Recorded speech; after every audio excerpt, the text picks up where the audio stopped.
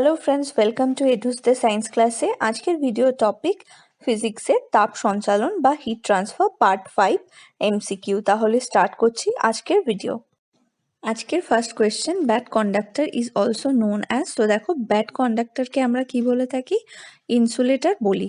তাহলে এখানে সঠিক উত্তর হচ্ছে option B, insulator. Question number 2, in which of following has higher thermal conductivity? দেখো অপশানে রয়েছে ওয়াটার, স্টিম, সলিড আইস, মেল্টিং আইস। তো এর মধ্যে থেকে সঠিক উত্তর হবে সলিড আইস। কারণ হচ্ছে সলিডের thermal conductivity compare to other liquids একটু বেশি হয়। কারণ সলিডে কি হয়, সিস্টেমেটিক অ্যারেঞ্জমেন্টস থাকে অ্যাটম মলিকিউলগুলোর, আর তাদের মধ্যে ইন্টারমলিকুলার ফোর্সও অনেক বেশি স্ট্রং হয়। তাই জন্য লিকুইডের থেকে সলিডের থার্মাল কন্ডাক্টিভিটি অনেক বেশি হয়। এই কারণে এখানে সঠিক উত্তর হবে option C, solid ice. Question number 3, thermal conductivity of wood depends on.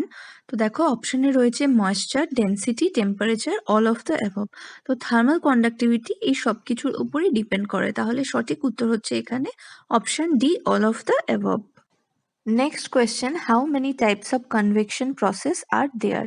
তো দেখো পরিচালন পদ্ধতির কতগুলি প্রকারভেদ রয়েছে। তো সঠিক উত্তর হবে অপশন সি, অর্থাৎ 3 বা 3। আর এই প্রকারগুলি হলো forced convection process, natural convection process and mix convection process. Next question number 5, unit of the rate of heat transfer is.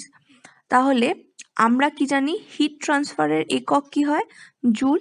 তাহলে এখানে জানতে চেয়েছে রেট অফ হিট ট্রান্সফার, তার মানে জুল পার সেকেন্ড। আর জুল পার সেকেন্ড কি হয়? Watt হয় আমরা জানি। তাহলে রেট অফ হিট ট্রান্সফারের একক কি হবে? জুল পার সেকেন্ড বা ওয়াট।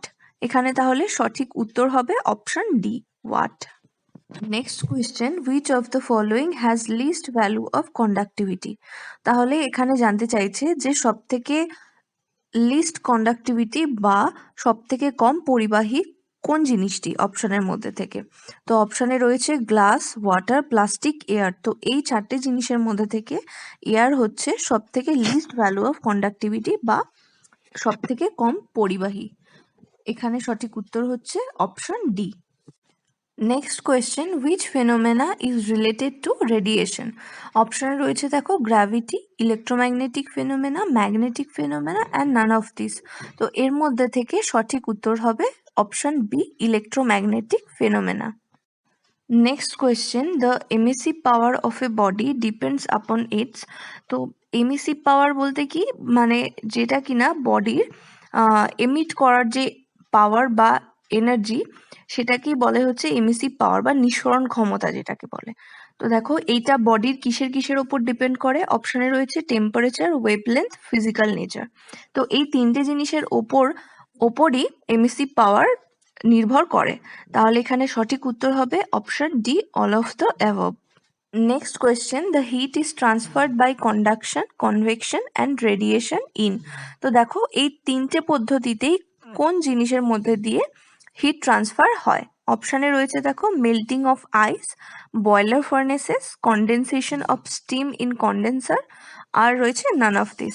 তো বয়লার ফার্নেসেসের মধ্যে কি হয়, হিট যখন সূর্য থেকে বা বাইরের এনভায়রনমেন্ট থেকে মেটাল সারফেসের ওপর পড়ে, তখন সেটা কি হয়, বাই রেডিয়েশন সেই হিটটা ট্রান্সফার হয় মেটাল বডিতে। মেটাল বডি একটা পার্ট থেকে যখন অন্য পার্টে হিটটা ট্রান্সফার হয়, তখন কোন পদ্ধতি কাজ করে? কন্ডাকশন কাজ করে।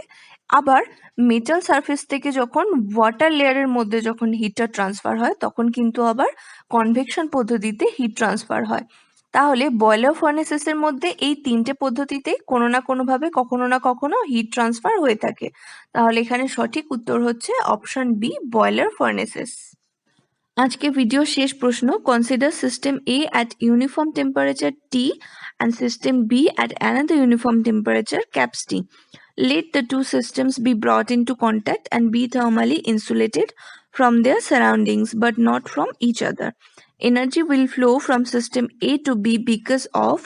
তো দেখো প্রশ্নটা প্রথমে বুঝে নি। বলছে যে দুটো সিস্টেম রয়েছে, তারা নিজেদের মধ্যে থার্মালি ইনসুলেটেড নয়, তাহলে এনার্জি ফ্লো হতে পারে সিস্টেম এর টেম্পারেচার হচ্ছে ইউনিফর্ম টেম্পারেচার হচ্ছে টি, স্মল টি দিয়ে ডিনোট করেছে, এবং সিস্টেম বি এর টেম্পারেচার ইউনিফর্ম টেম্পারেচার ক্যাপস টি দিয়ে ডিনোট করা হয়েছে। তো দেখো এখানে বলে দিয়েছে প্রশ্নে যে system A temperature system B এর টেম্পারেচারের থেকে বেশি, তাহলে কি কারণে সিস্টেম এ থেকে সিস্টেম বি তে এনার্জি ট্রান্সফার হবে। আমরা কি জানি, থিওরিতে পড়েছিলাম যে টেম্পারেচার ডিফারেন্স যদি হয় তাহলে হায়ার টেম্পারেচার থেকে লোয়ার টেম্পারেচারের দিকে এনার্জি ট্রান্সফার বা হিট ট্রান্সফার হয়, এবং কতক্ষণ হবে, যতক্ষণ না দুটোর টেম্পারেচার ডিফারেন্স 0 হয়ে যাবে ততক্ষণ অবধি এনার্জি ট্রান্সফার বা হিট ট্রান্সফার চলতে থাকবে। এবং আরো পড়েছিলাম যে টেম্পারেচার যত বেশি ডিফারেন্স থাকবে তত বেশি রেটে এনার্জি ট্রান্সফার হবে।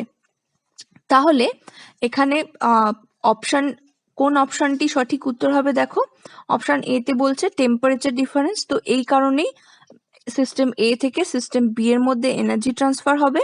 তাহলে এখানে সঠিক উত্তর হচ্ছে টেম্পারেচার ডিফারেন্স বা option A. If you have any query related to this video, please let me know in the comment section. আজকের ভিডিও এখানেই শেষ করছি এবং সাবস্ক্রাইব করবেন আমাদের চ্যানেলকে। Thank you for watching us.